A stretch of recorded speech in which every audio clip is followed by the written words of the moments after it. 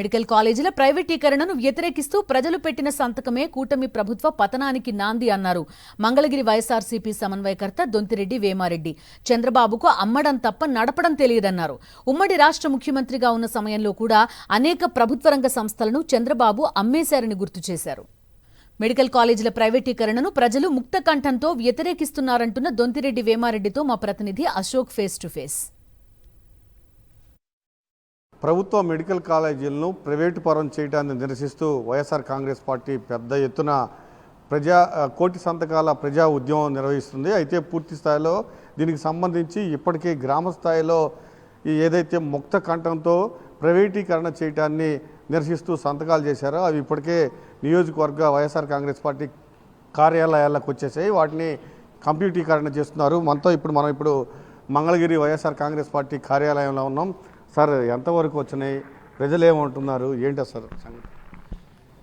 మీరు టోటల్గా ఒక 80,000 వరకు సంతకాల సేకరణకు అన్నీ పంపించున్నాం.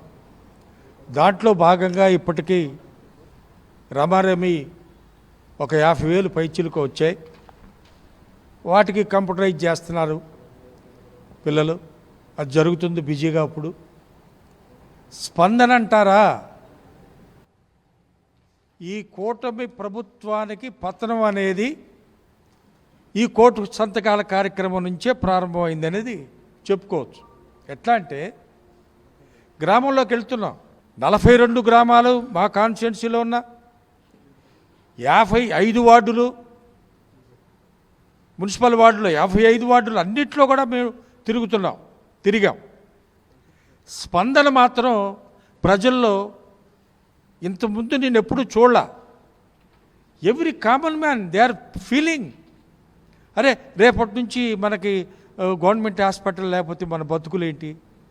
ఇంకొంచెం చదువుకున్న వాళ్ళు అయితే, ఓహో మరి మెడికల్ కాలేజ్ గవర్నమెంట్ అయితే మనకి సీట్లలో కొద్ది శాతం మన రిజర్వేషన్లు మనకు ఉన్నాయి కదా, అవి కోల్పోతున్నామే అనే లెక్కన ప్రతి వాళ్ళు కూడా ప్రతి చోట మీ ఊహించిన స్పందన వచ్చింది.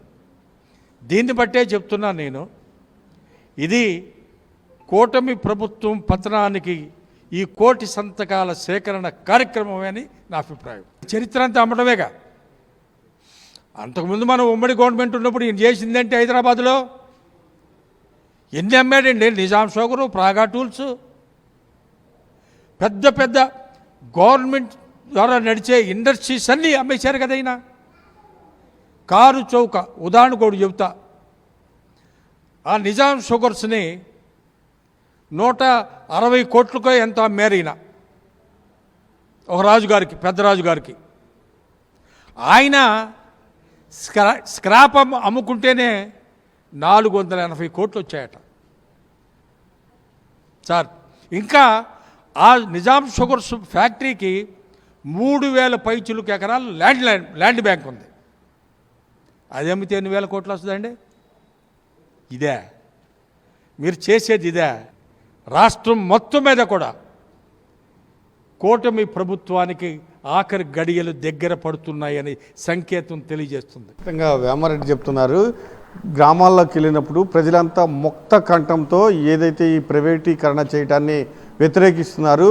పేద ప్రజలు, గ్రామస్తులు, గ్రామాల్లో ఉన్నవారు పెట్టిన సంతకమే ఈ కూటమి ప్రభుత్వం పతనం అయిపోతుందని కూడా ధీమా వ్యక్తం చేస్తున్నారు. కెమెరామన్ నవీన్తో అశోక్, సాక్షి టీవీ, మంగళగిరి.